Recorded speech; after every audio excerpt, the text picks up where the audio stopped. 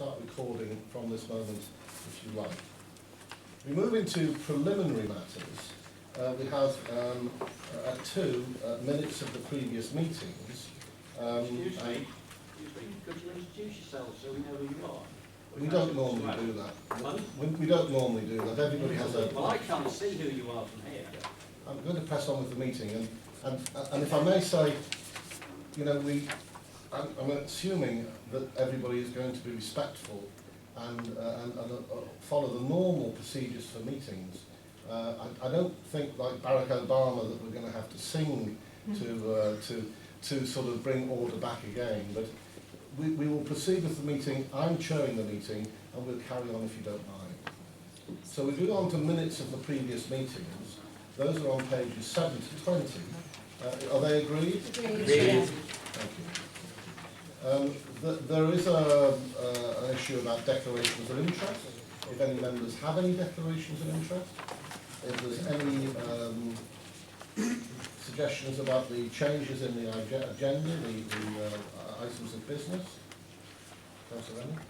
Chair, could I ask, because there are so many members of the public and obviously ward councillors for the items on the agenda 7 and 8 in relation to Sorghum Massey, would you be willing to perhaps rearrange the order of business in order to facilitate them for an early getaway, or is there a reason perhaps why that may not be possible? We have had some discussions about this. There are a number of items, they won't be long, I don't think, that relate to the financial background to the authority, which I think would be helpful to the members of the public to understand the context against which we're making some discussions.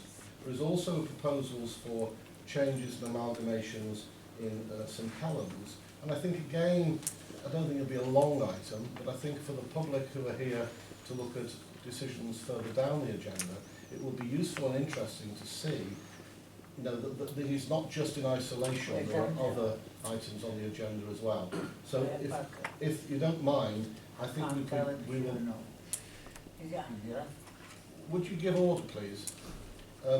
We will proceed with the agenda as it's printed, if that's all right. But if it gets lengthy, if we get into lengthy, we'll look at that, because I know the public have got some distance to travel, but we'll stick with the agenda as printed, if you don't mind. So we'll move on to item 3 on the agenda. That's pages 21 to 30, and that is the petition concerning the merger of Upton and West Kirby fire stations. Now, I think there is a member of the public who is wishing to present a petition to the authority.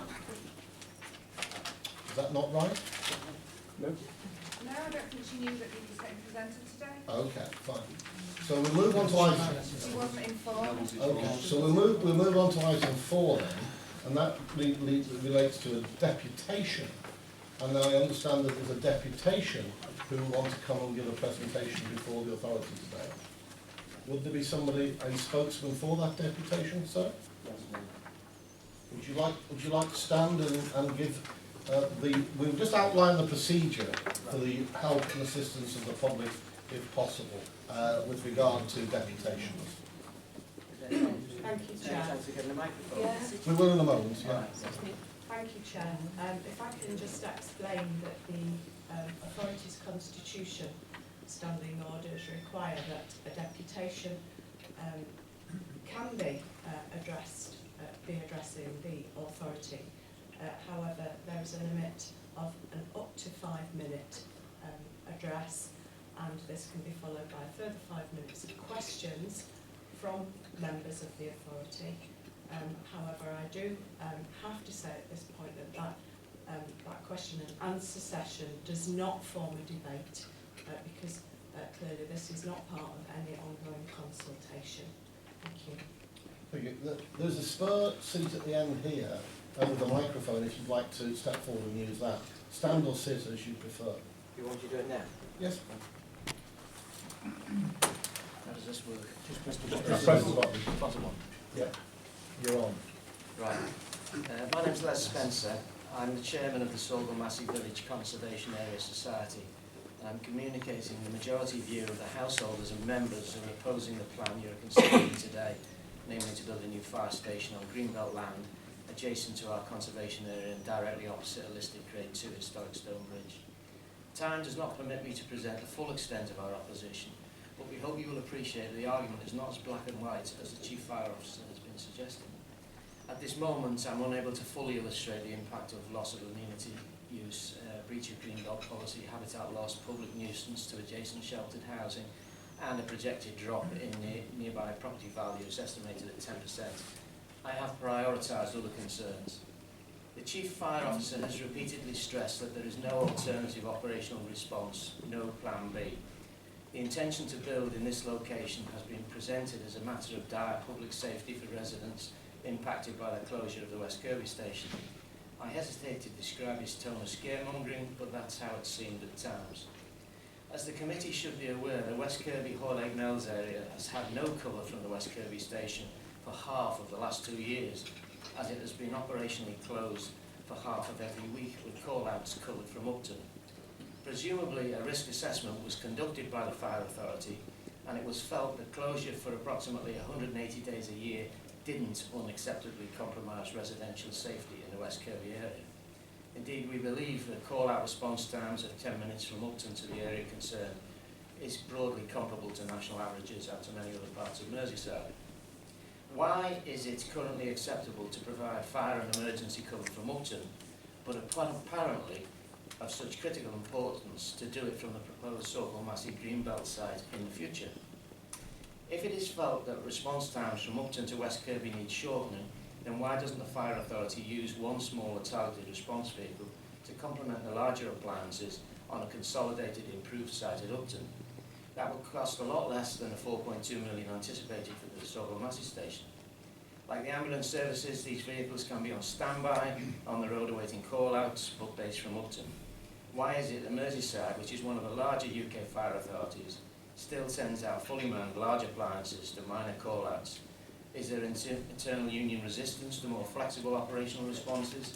Is this reliance upon large appliances dictating operational restructure in this case? It is clear that Merseyside Fire Authority have set a precedent that cover for West Kirby can be safely provided from Upton. So there is, despite what the Chief Fire Officer says, an option B, and that's closing West Kirby and redeveloping Upton. There's also a plan C, and that's to employ a smaller targeted response vehicle to supplement cover from Upton. This development completely hinges upon getting permission to build on Greenbelt land. Emergency services can seek planning permission on Greenbelt land if they can prove very special circumstances, and only where there are no alternatives. We contend that there is a workable alternative, and that is based upon the redevelopment of Upton, but for whatever reason this hasn't been fully publicly debated. There are also financial aspects of this development that seem to compromise public perceptions of transparency and suggest conflicts of interest in the planning process. There's clearly a conflict of interest that the sellers of the Sorghum Massey land are Wirral Council, whose officers will adjudicate approval of any planning application, and also whether very special circumstances are actually present. The land is currently worthless, but with planning will be much more valuable. What price and terms have been agreed for the Fire Authority to acquire this land?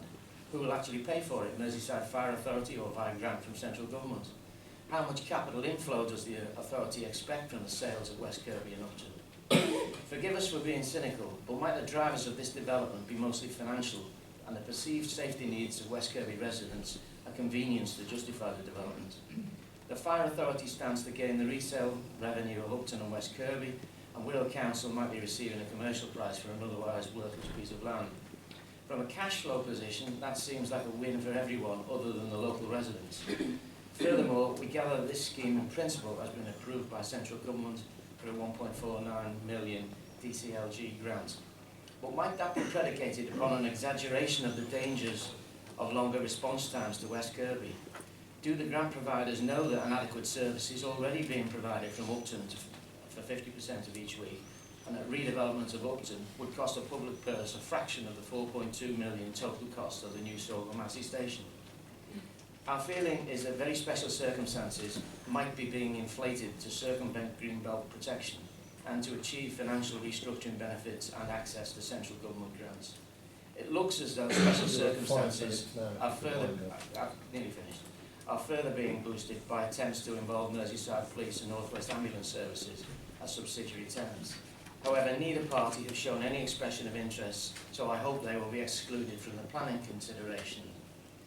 Much is said about the health and safety benefits to West Kirby by moving to Sorgo Massey, but what of the lengthening response? Now, please, in fairness. What about the lengthening response times for Upton? The primary dangers are to places like Arrow Park Hospital. Okay, that's, you've had it down there. Thank you. Such a As we have a, Unbelievable. well, before we come to questions, I was just going to say, is there no facility to allow an extra 2 more minutes? I don't need 2 minutes, probably 30 seconds would be enough. no, we've had the 5 minutes. You don't want to listen to Um, You don't want to listen to consultation. You don't want to listen to this. What we will do is ask if we've had one view, one side of the view, if you like. Is there anybody in the audience with a contrary position to that who would like to make a point? What, favour of the 5 minutes? In favour of it? No, that we've had that side of the argument. In balance and in fairness, it happens in all local authorities. If there is one side of a presentation, if there is a contrary view to that presentation, they must be given an opportunity as well. Is there anybody who has a contrary view to what has been said? Sir? Thanks, Chair. I'm just going to You use... just say who you are. Yeah, I'm just going to use on the Vice Chair of Merseyside FPU. It's just over Come some down of and the use points. the Would you like to come and use the microphone? Again, you will be given 5 minutes to make a presentation. Then we will move on into questioning. Some of the points, sir, that you might have made could be picked up in questions. I don't know. I'm Tommy Hughes. I'm the Vice Chair of Merseyside Fire Brigade Union. If I may, Chair, I've been given comments from Mark from the Brigade Secretary, who unfortunately can't be here as he's at a regional committee meeting. The viewpoints do reflect the viewpoint of Merseyside Fire Brigade Union. Fire Brigade Union, first I'd like to state, always applauds local communities when we come together to fight unnecessary and damaging cuts to essential services. The FBU in this instance agree with the Chief Fire Officer and with the Fire Authority. The fire station staffed with firefighters 24 hours a day, 7 days a week is the most effective way to immediately deploy firefighters into their communities to save and preserve life. We also agree that fire engine staffed with 5 firefighters is the safest and most efficient way to deal with the multitude of different rescue scenarios that firefighters can face every day of their working lives. Therefore, the FBU are committed to defend whole-time fire cover in Merseyside and also to fight to protect safe and effective criminals. On a purely professional level, and as firefighters, we're fundamentally opposed to the use of small fire units or target response vehicles. You like that, mate? Their very name gives an insight into the limitations of these vehicles. They can only safely and effectively deal with small fires. What they do is they divert valuable funding away from maintaining fully staffed and crucially fully equipped fire appliances. Firefighters clearly need the correct tools for the job to carry out effective rescues wherever and whenever that may need to be the case. Sending firefighters to emergency incidents in transit vans or in cars severely limits what we're able to do when we arrive at those incidents. I'm sure everyone would agree that there is no cliche that in these situations every second really does count. Every firefighter on every station in the country would echo those views. I'd also like to say, it's not your firefighters, it's not the Chief Fire Officer, and it's not the authority who have caused this situation to arise. It's the government who have forced this situation. It's the government who have forced the situation on the fire service and on the communities of Greasy and Sorgo Massey. In light of recent events in Europe and North Africa and the potential for terrorist attacks in the UK, these cuts, I'm sure you'd agree, look even more dangerous. That's why the Fire Brigade Union are committed to continuing to fight these cuts, both locally and nationally, although we do fear there is yet worse to come. Thanks, Chair. Thank you. So, thank you for that. So now there will be for members to ask questions for 5 minutes, if there are any questions that members have. Councillor Allen. Can I just ask if it's now the appropriate time for the Chief Fire Officer to address some of the queries that were brought up by Mr Spencer, or are we going to debate that? Yeah, because it was said that this is not a debate, that this is for the members of the public to make the delegation, and we, if we like, we go into the agenda and we pick up any of these points in the agenda proper. It is not part of the, it's a delegation, point made, alternative view, and we'll get into the issues within the reports themselves. Go on. Just to respond to Councillor Rennie, all of the points raised by both parties are covered within the reports on the agenda, Chair. Councillor Gladden. Thanks, Chair. It's a question for you. When we look at the incidents that you as pharmacists have to attend, I think just from people's point of view, how many are actual fires and how many are road traffic accidents or anything else? And not just for me. Yeah, I don't personally have. I know possibly where we're What going percentage, what do you think? is that fire calls are decreasing as assuming is the point that you're making. However, the point if it's towards the target response vehicles, if it's towards the small fires units, is that potentially a luxury when you do have funding to be able to use them as supplement. However, when the funding for those vehicles and the personnel in vehicles is going to be taken out of an incredibly tight budget, that money, quite clearly for me, from an operational purpose, needs to go to funding fully equipped and fully staffed fire engines, so it's available to respond to all types of incidents, as I say, not just to small fires. It seems to be funding that's directed in a place where it can be better used elsewhere. So, I'd just like to ask you, what is your response time as opposed to the rest of the country, and given the fact that we have whole time firefighters? I could say that the figure for the response time is in the package, Chief, would you be able to? Yeah, but for everybody here today, the response time as opposed to other fire policies, and the fact that we're whole time. maybe the Chief will pick that up during the presentation, his presentation, further down the agenda. Are there any other questions regarding the delegation point and counterpoint? If not, we'll move on, because we did say that we would deal next with item 5. We'll move on to item 7, which is pages 135 to 370, the Wirral Fire Cover Consultation number 2, outcomes. Chief. Thanks, Chair. The purpose of this report is to inform members of the outcomes of the 12-week public consultation process of the proposal to merge Upton and West Kirby fire stations and a new station on Sogham Massey Road as an alternative to the outright closure of West Kirby fire station. As we've stated previously, members, in either option, one of the two existing whole-time fire appliances is redesignated whole-time retained on a 30-minute recall for resilience purposes, as that is required to deliver the reduction of 22 whole-time equivalent posts, which is how the savings are made. Paragraphs 15 to 21 on pages 137 describe, 137 to 138 rather, describe how we publicise the consultation process.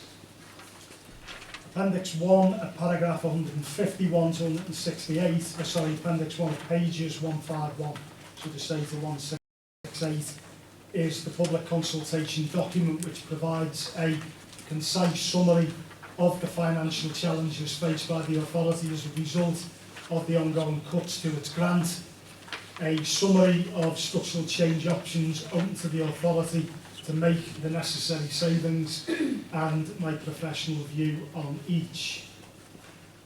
Appendices 2 and 3 on pages 169 to 213 contain a record of all of the correspondence entered into by officers and members of the public, MPs and councillors over the proposal.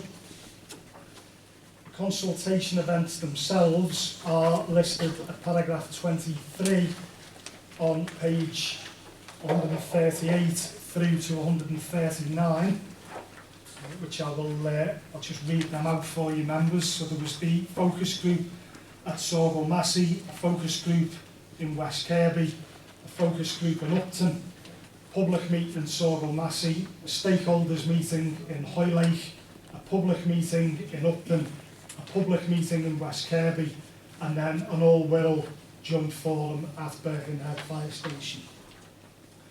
The report goes on to provide specific details around the outcomes from each of the individual components of the consultation process that I've just listed in some detail.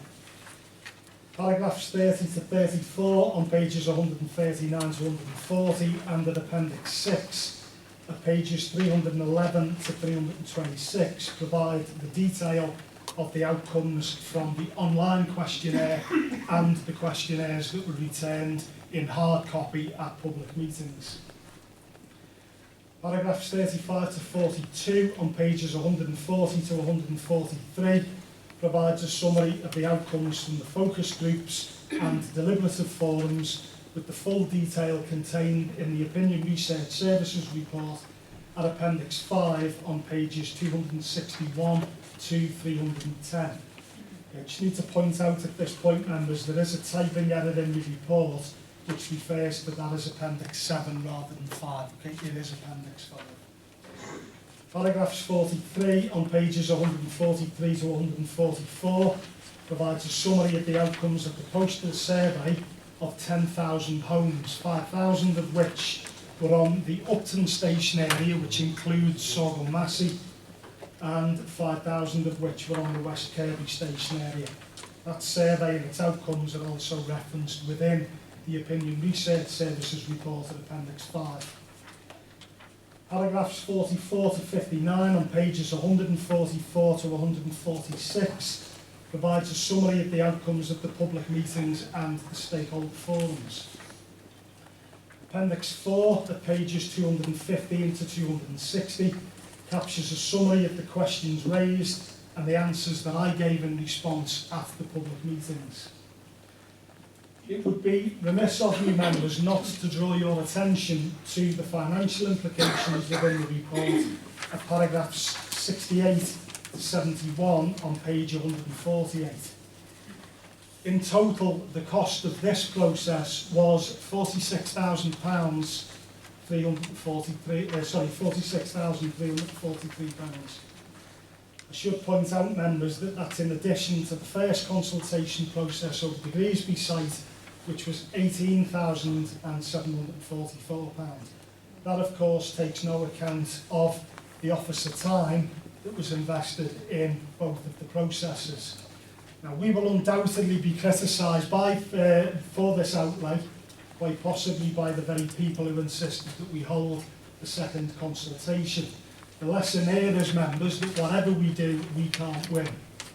Right? That's certainly been my experience through this consultation and all the others that we've undertaken.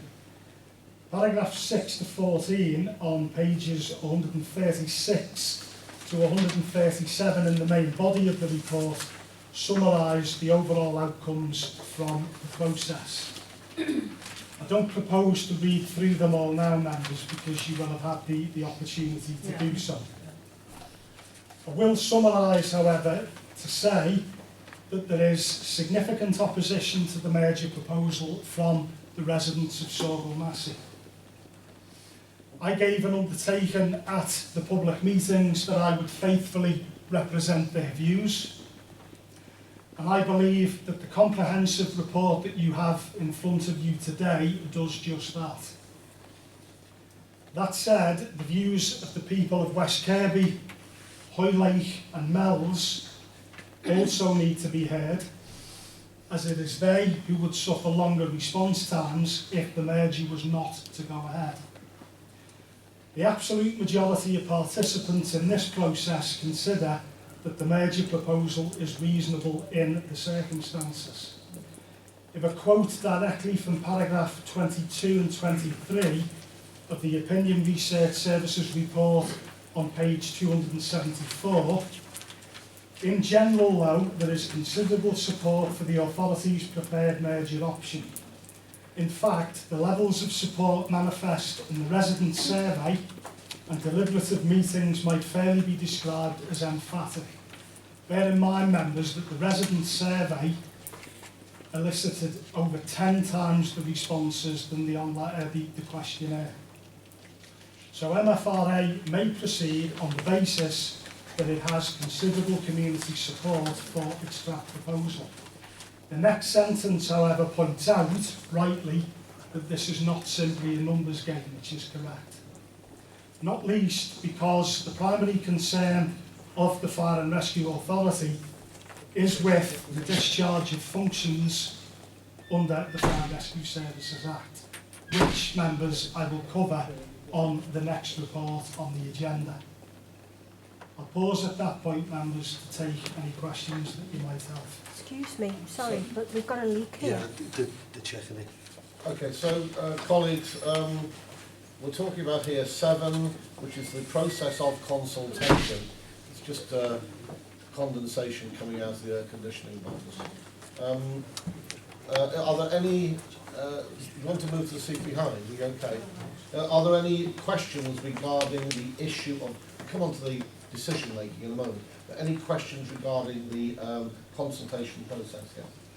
Yes, thank you, Chair. Now, I clearly will just talk about the consultation because hopefully you'll allow me to come in more on item 8 as we move forward. I mean, I think it's fair to say that the residents in Sorghum Massey and in fairness probably the wider Wirral area, many of those residents have the opinion, whether it's correct or not, that there has been some collusion between the Chief Fire Officer and his officers and senior officers of Wirral Borough Council, particularly in relation to the identification of sites. And I think really we'd just like to bottom that out here today and have a response from the Chief. From my understanding, there were 6 sites primarily detailed, which could be possible venues for a new merged fire station to be built.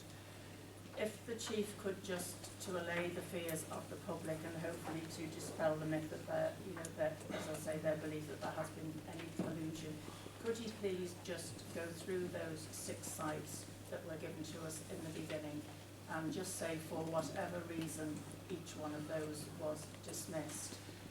There's a particular area which is a wooded area in the Sorghum Massey area, which, although the residents may not have liked it to go there, I think they would have found it a little bit more palatable. But when the decision was taken by Wirral Borough Council to withdraw the site from Greasby, it would appear that this site that we're talking about here today in Sorghum Massey actually popped up.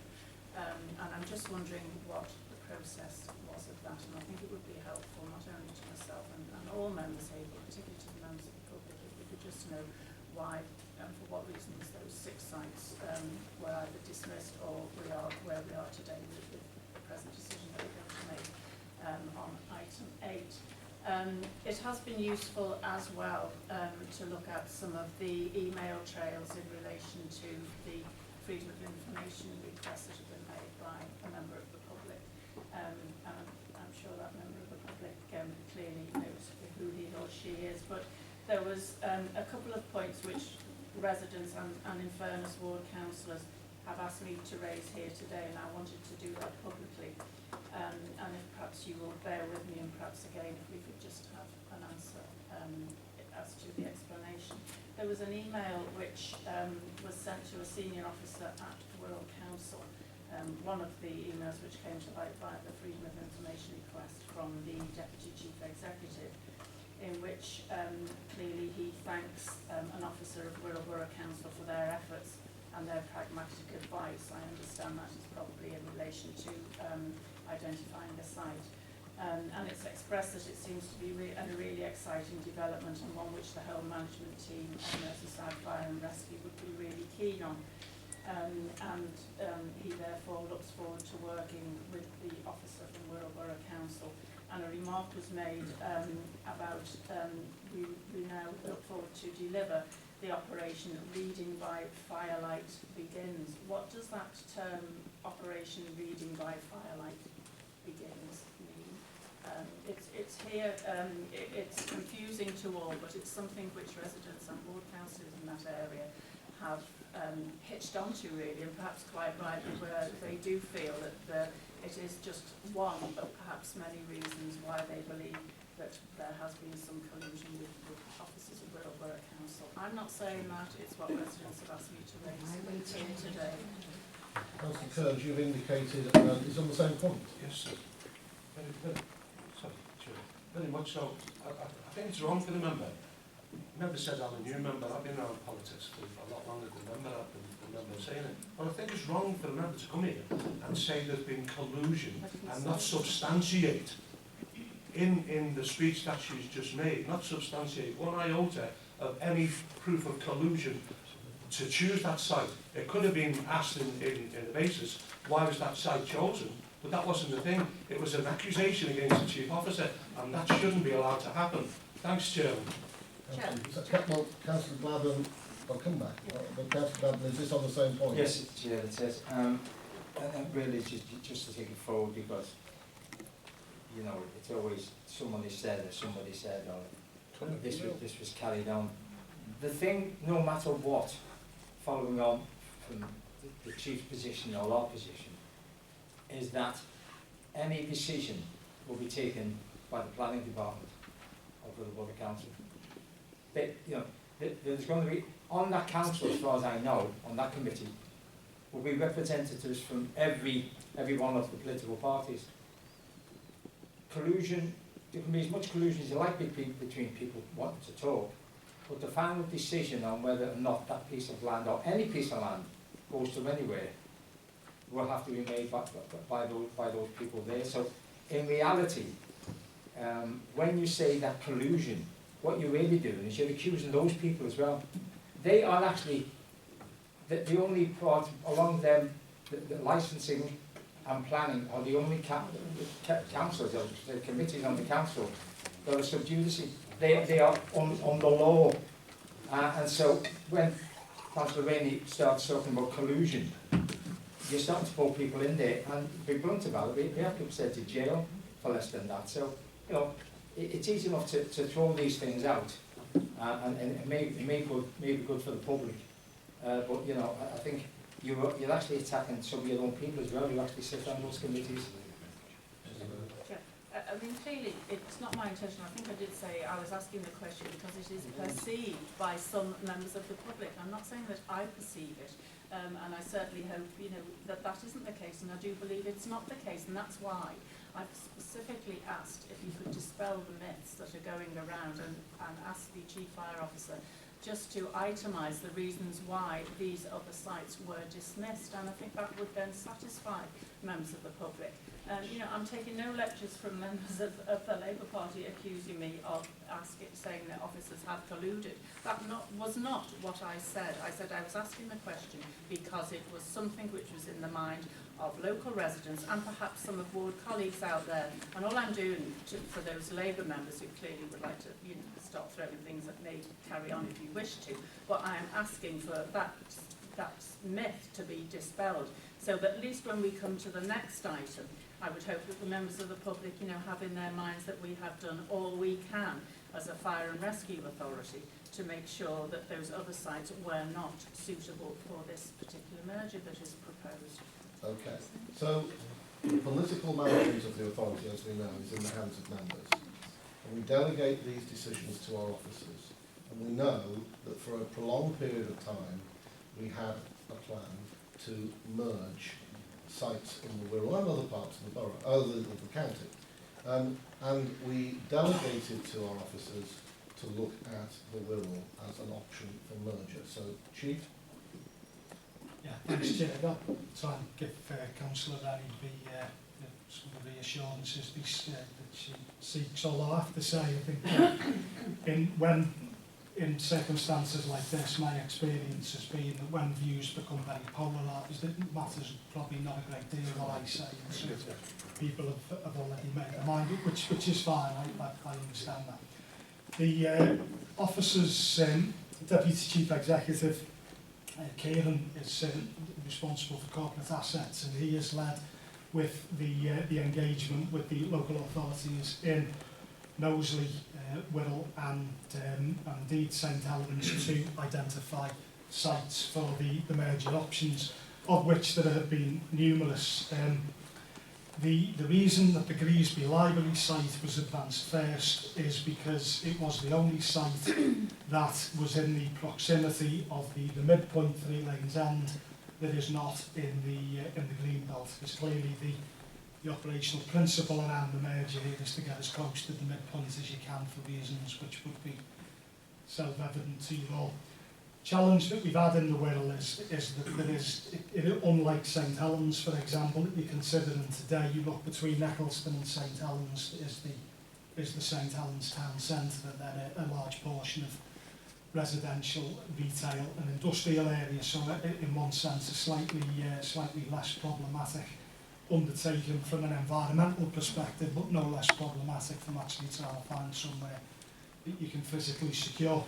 So we pursued numerous sites on the Wirral. The Greasby Library site was the one that officers from Wirral suggested to us to consider, simply because it already housed a library, a health centre and a children's centre. It was viewed in planning terms as a public services hub.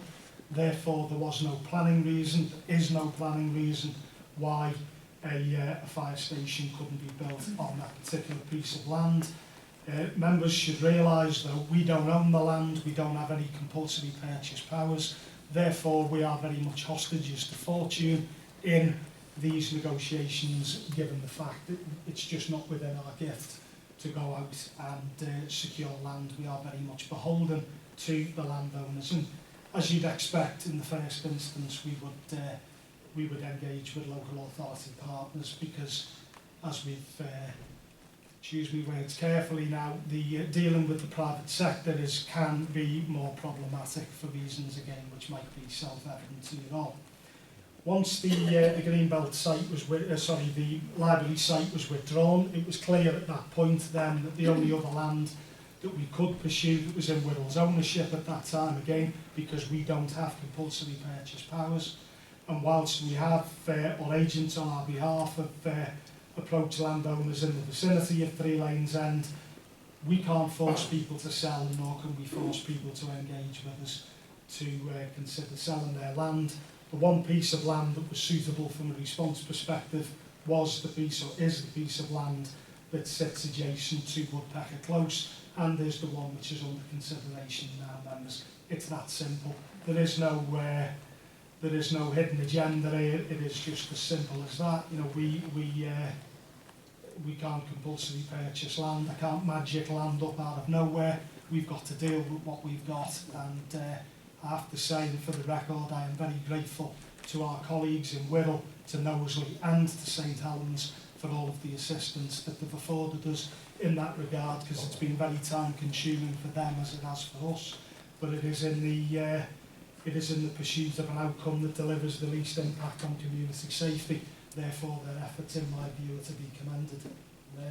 In terms of the FOI request, I have no knowledge of that particular request, and certainly reading by firelight is definitely not a comment that I would make. Pause at that point, Chair. Sorry, I can answer that. No, there's no opportunity for public. There's no opportunity for public. Okay. Thank you. Are you okay with that? Yes, fine. Thank you. Are there any other questions at that stage before we move on to 8? Thank you. Right. Well, the recommendation here is to note for consideration, note and thoroughly consider the report before us, and I think that's been done and agreed. Thank you. So we go on to item 8, which are pages 371 to 382, and I would particularly draw your attention to the recommendations here, which are printed on page 371. Chief. Thanks, Chair. The purpose of this report, members, is to advise you of the operational response saving options for West Wirral, taking into account the outcomes of the public consultation process that you've considered in the previous report, and my professional recommendation to you as to which option you should approve in order to achieve the least impact of outcome on operational response. Members are well aware of the background to this particular proposal, not least because you've just considered the consultation outcomes, and as I've said during in speaking to the last report, that we previously undertook the 12-week consultation process last year over the Greasby Library site. Members are also well aware as to the reasons why that we're having to make these structural changes, but for completeness and for the record, it's because of the ongoing cuts to our budget. The option to do nothing clearly is not an option. And I think also for the record, members, this isn't a report that we as officers would be putting in front of you if we had any other choice. Clearly we would keep all of our fire stations open if we were able to. The operational rationale for the merger proposal is detailed on paragraph 5 of page 372. It's been well rehearsed already in this meeting, so I don't propose to speak in any great detail to that again. But it is, members, a matter of fact that the merger of the 2 whole-time single pump stations into a 1 single pump whole-time station as close as possible to the midpoint between the 2 existing stations does deliver the least impact on operational response. I say again, members, that is a matter of fact. As has been established previously, that fact's been recognised by the absolute majority of participants in the consultation process, who have expressed support for the proposal, and indeed a significant number of other fire and rescue authorities around the country who have pursued the same structural change option. As I made clear in the report of paragraph 7 on page 373, however, there is significant opposition to the proposal from Sorghum Massey residents who have raised a number of observations and concerns throughout the consultation process. The overwhelming majority of observations and concerns relate to planning rather than operational response issues. Within the report, I'm attempting to deal with those issues that do have some bearing on operational response. That's at paragraphs 9 to 15 on pages 373 to 374. The use of rapid response vehicles was advanced on a number of occasions as an alternative to the merger, and indeed Mr Spencer raised that very point in his address to the authority. Members may be aware, possibly the new members won't be, but for their benefit, Merseyside was the first authority to introduce what was known back in the day as a targeted response vehicle. That's about 10 years ago now, members. The purpose of those vehicles, as the name would suggest, is to respond to small, non-life risk incidents, to ensure that rescue pumps remain available to respond to life risk incidents. These vehicles were introduced as an additional resource, or more latterly as an alternative to support pumps, which, for the benefit of everyone, are the second appliance on 2 appliance stations, as they are smaller, carry less equipment, and typically would be crewed by 2 to 3 firefighters, whereas a rescue pump is crewed by 5 firefighters and a support pump is crewed by 4. Members will recall that as a direct result of cuts to the authority budget during the last spending review, all but 2 of our support pumps were removed when appliance numbers reduced from 42 down to 28, and that took effect on the 9th of September 2013. The budgetary provision for small fires units, which we had at that time, was subsumed into the main element of the budget to maintain as many rescue pumps as we could. All of the stations on the Wirral are now single appliance rescue pump stations. As recent as 2013, Wallasey, Birkenhead and Bromborough all had support pumps. Okay, they were all 2 pump stations. Nowhere in the country is a targeted response vehicle being used, or being introduced rather, to replace a rescue pump at a single pump station. targeted response vehicle cannot be deployed to life risk incidents as a first response, as it carries insufficient equipment and crew to achieve a safe system of work required to make an effective intervention. To give you an example, members, the National Operational Guidance, Breathing Apparatus Command and Control Procedures, the minimum level of breathing apparatus entry control is rapid deployment, which requires on Merseyside a minimum of 4 personnel to deliver the safe system of work to initiate breathing apparatus procedures, which is something you would absolutely need to do at any house fire or domestic property fire life risk incident. It's not a credible option, therefore, for the authority to replace a rescue pump at West Kirby with a targeted response vehicle.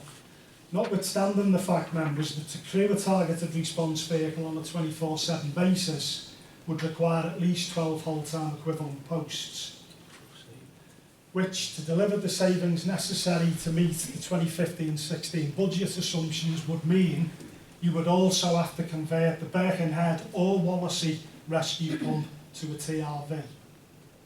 Right? There is no prospect I would recommend that that's what you did, members. Okay? Targeted response vehicles are not an option.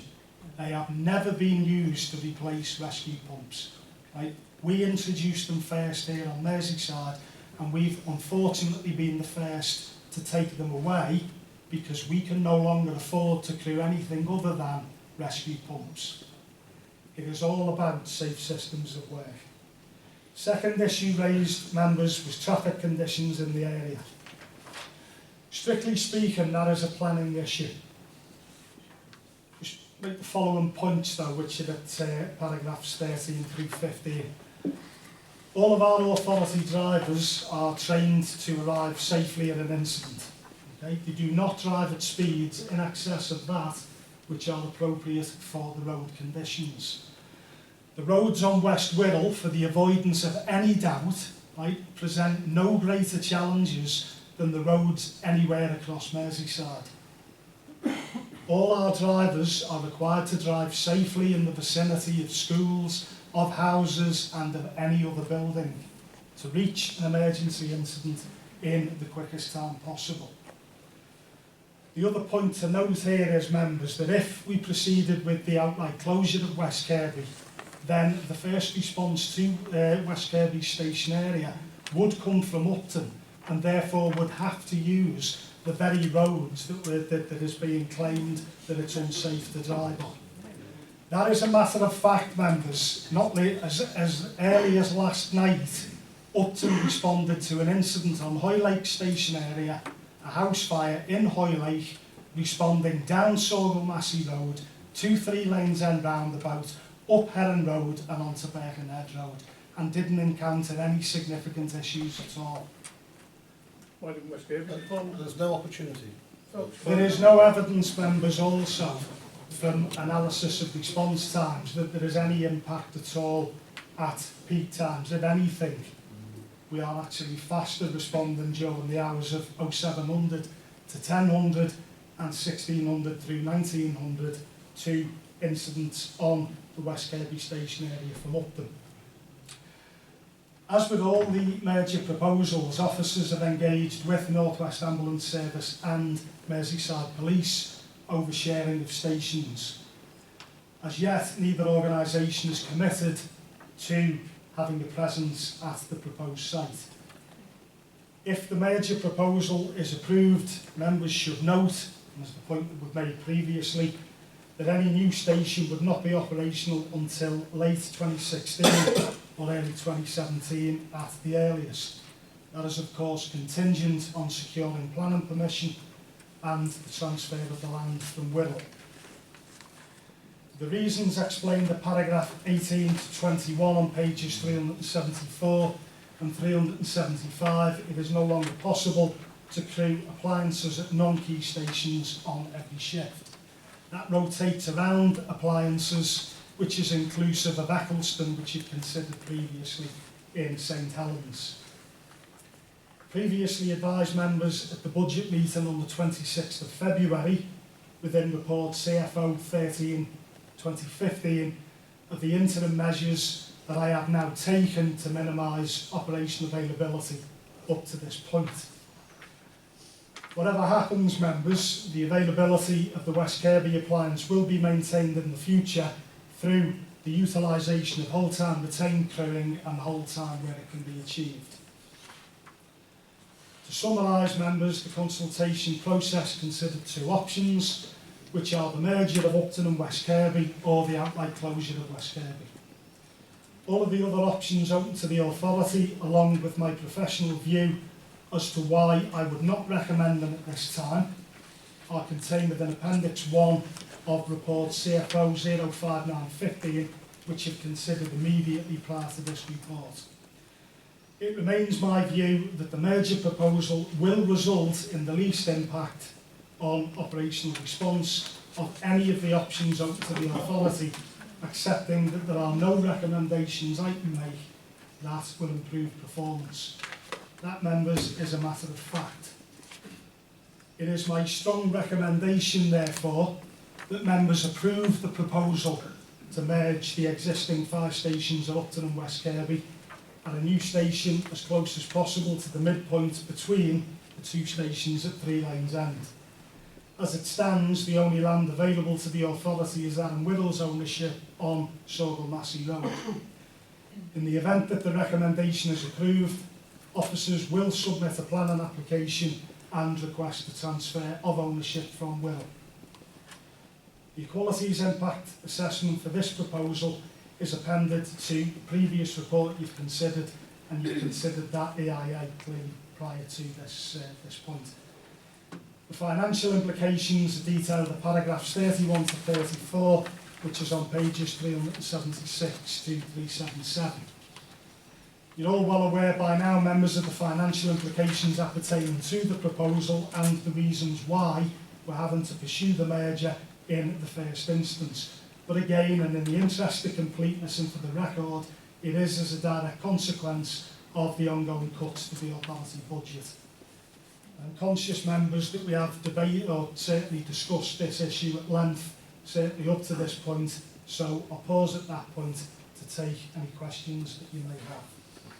The authority considered the report in principle, exposed it for comprehensive public consultation. That is now what we've got back before us. Councillor Walsh. Thank you, Chair. I'd just like to ask a question here. On targeted response vehicles, you say that these vehicles are to respond to small non-life risk incidents. Can you give an example, please, of what a small non-life risk incident would be? Yeah, certainly, Chair. There's a what we term a secondary fire, so a antisocial small fire. Examples would be bin bags in rear entries, that type of thing. Thank you. Members, there's opportunity for questions on this report.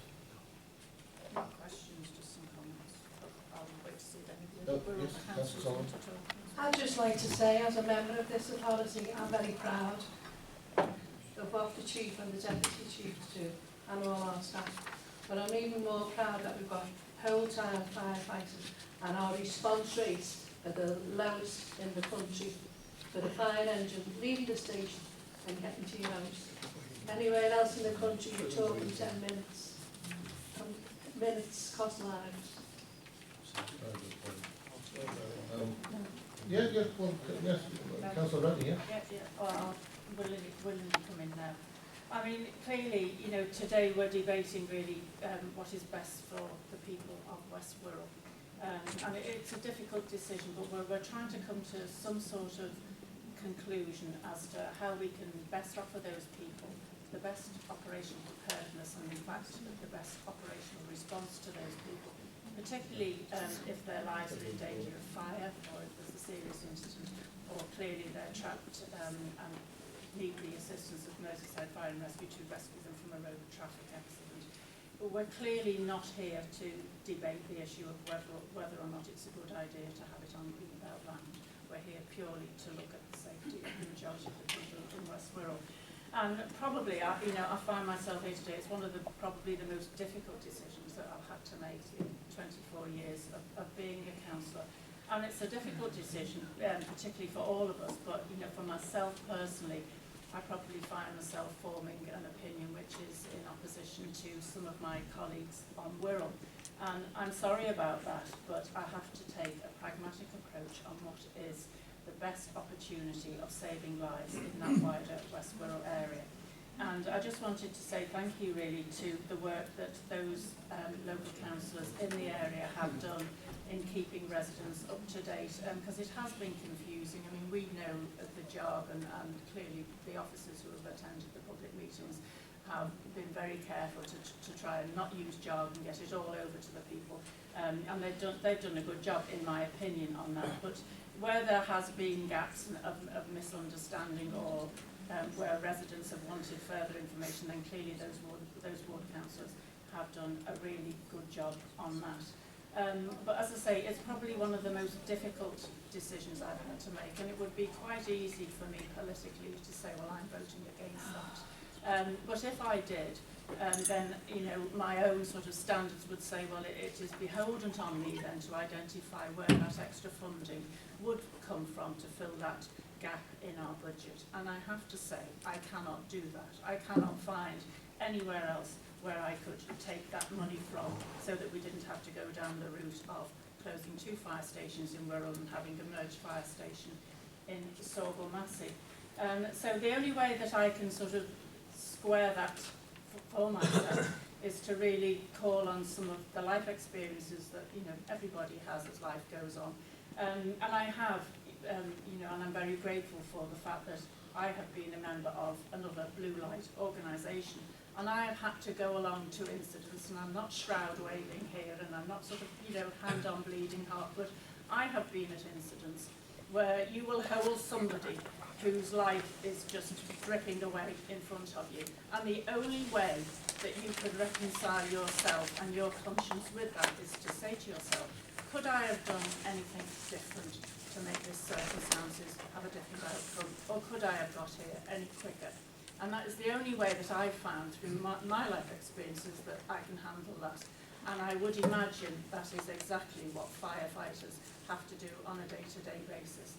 And for those reasons alone, I have to say that I have to put the safety of the 26,000 people in that West Wirral area at the forefront of my thinking.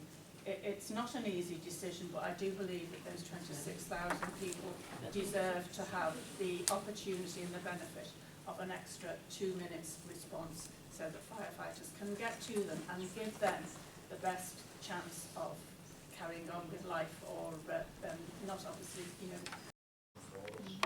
that's what I'm not prepared to accept. So I'd like to myself support the recommendations. Thank you, Councillor. Chairman, thank you. I agree with what Councillor Renier said, because she has explicitly detailed it. While no loss of life could have been happening, an incident happened in Knowsley a fortnight ago, or within the last 2 weeks, where 7 fire tenders had to be engaged in a fire. Now, while there was no loss of life, there was 400 jobs that could have gone completely had the fire people had not responded very quickly to save that particular factory and some of the equipment within it. It is not just public safety that the fire has to engage in, it's all the periphery things around it. When you're getting 7 tenders having to go to one particular site, you then have to think in terms of all these stations that were closing and coming in. If there was more than 2 incidents across Merseyside, where would you get the fire tenders from? Thanks, Chairman. Councillor Maloney. Yes, thank you, Chair. We've all listened, we've all read the reports, and we do understand that people are really, really concerned about this new build. Reading the information and what I've heard today, it's all about planning. We are not a planning committee. The councillors and the people will have the opportunity to go back to Wirral Council and sort out their grievances, have an opportunity to put into that. It's not our job here today. It's our job on Merseyside Fire Authority to make sure that everyone in Merseyside gets the best possible fire cover that we at this moment can afford to give them. So on that, I'd like to thank Councillor Rennie for her support and move the recommendation, Chair, that we accept. Okay, well, I've just got a couple of questions. Right. Yeah, Councillor Roberts. Okay, well, I would like to second Councillor Maloney's proposal that we approve the recommendation. I'd like to thank Councillor Rennie for what he said. I don't often agree with her, but I certainly can go into politics to make cuts. I thought I would do the other way round, and this is one of the most difficult decisions we've had to make, but I think we're doing the right thing for the people in West Wirral. Oh yes, Councillor. Thank you, Chair. As a new member, I would just like to add some comments. First of all, I would like to thank my colleague here, Councillor Rennie, for what she said. I think that was an absolutely excellent what she said, and it is a very, very difficult decision for everybody. And myself, I have read the reports here like a fine-tooth comb. I've been through everything, and I cannot see any other way forward for us all today here. I think this is the best option, considering what we've got on the table and these government cuts that we've got facing us and more to come. So that's where I am at the moment. Thank you, Chair. Okay, well, thank you, members. This is the document, one of the largest reports that we've had presented before us, other than the budget, always. And I think there's no question of predetermination. This was a proper process of consultation, set against the background of unavoidable cuts to be made and a limited number of sites. We're not property developers. You know, we are presented with sites, we go through the process. We have to work in partnership, in this case, with Wirral Council. We've not chosen this site to punish the community. Of course not. This is about improving public safety, because as our resources reduce, we have to start thinking more about a county, a one whole provision of full fire and safety and rescue for the whole county. And where we place our individual provisions, and bear in mind one of the opening comments I made about, you know, substantial cuts still to come, we'll have big decisions in public life. Councillor Rennie, you're absolutely right, and thank you, and Councillor Welsh, for your support on that. When you're in public life, there are big and unpalatable decisions that you have to make sometimes. But here, we have a single focus, and that's public safety. We're not the planning authority, we're not the landlords. Our job is, and the Chief Fire Officer's job, is to put forward what, in the officer's consideration, is the safest option for the whole of that community and the whole of Merseyside. We've gone through a deliberative process, we've come here today, we've given it a really good opportunity. Now, the recommendations are there on page 371 in A, B, C and D. They've been moved, they've been seconded. Would you indicate those in favour, please?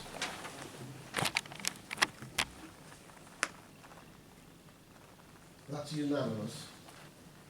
There's no point saying any against, because that's unanimous. So thank you, members. If the public would like to stay, you'd be very welcome to stay. If you'd like to leave, we could pause for a moment if you'd like to.